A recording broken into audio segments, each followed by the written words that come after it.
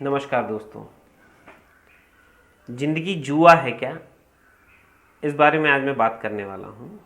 क्योंकि हम अक्सर ये बातें सुनते रहते हैं और आपने भी सुनी होंगी कि ज़िंदगी जुआ है, नया काम को भी हम जुआ समझ लेते हैं। दोनों शब्द ज से जुआ, ज से जोखिम दोनों शुरू होते हैं, लेकिन इन दोनों का कोई मेल नहीं है, कोई ये दोनों पर्यायवाची नहीं है। दोनों शब्दों को हम समान समझने की बहुत बारी भूल कर लेते हैं। अब दोनों में थोड़ा सा अंतर समझते हैं।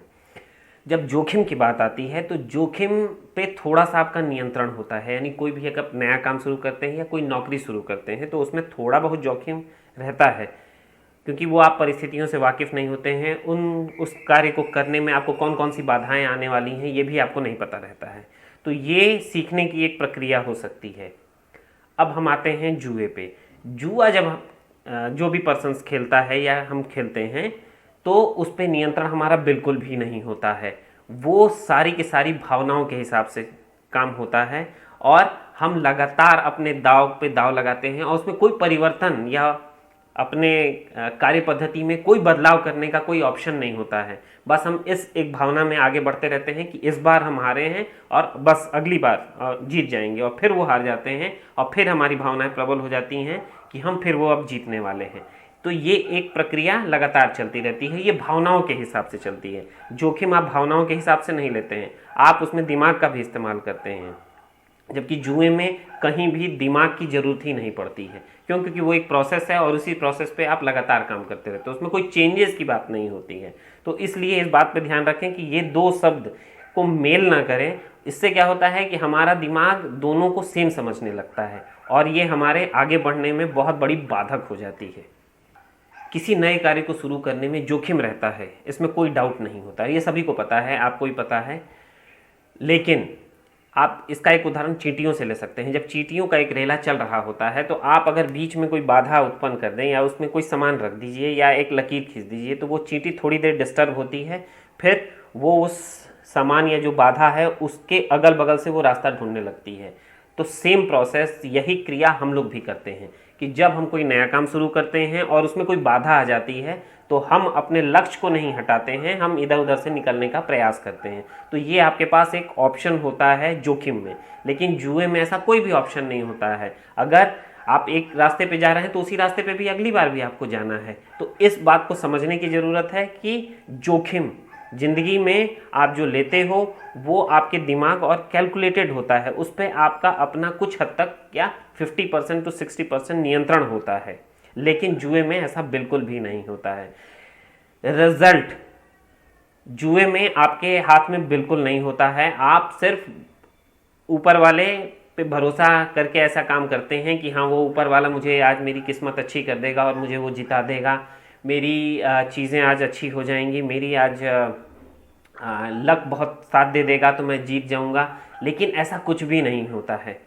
ये हो सकता है कि आप जीत भी जाएं और ज़्यादातर चांसेस होता है कि आप हार जाएं। क्यों? क्योंकि जुआ एक ऐसी चीज़ है जिसमें हारने का सिलसिला ज़्यादा होता है और जीतने का सिलसिला बहुत बहुत कम होता है।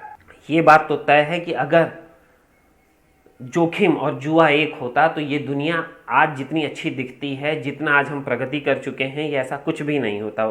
साइंटिस्ट कोई काम नहीं करते, क्यों? क्योंकि वो उसको जुआ समझते कि भाई ऊपर वाला अगर चाहेगा तो वो तो हो ही जाएगा।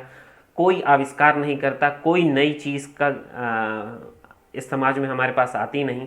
हम लगातार बस एक ही पैटर्न पे और वही पुराने ढर्रे पे जी रहे होते। और कंपनियां जो इन्वेस्टमेंट करती हैं, जो बड़े बड़े सेटअप्स लगाती हैं, इतने लोगों को रोजगार देती हैं, वो भी वो सब काम छोड़ के सिर्फ और सिर्फ जुए पे लग जाती, क्योंकि उनको तो लगता है कि भाई जुए से ज़्यादा पैसा है। लेकिन इस बात को आप ध्यान दीजिए कि जितने बड़े आविष्कार हुए हैं, जितनी आज बड़ी कंपनियां हैं, वो क्या जुआ है? वो क्या जुए से आगे बढ़े हैं? ऐसा बिल्कुल भी नहीं है। तो इस बात को ध्यान दीजिए कि आज हम जियो को देख रहे हैं।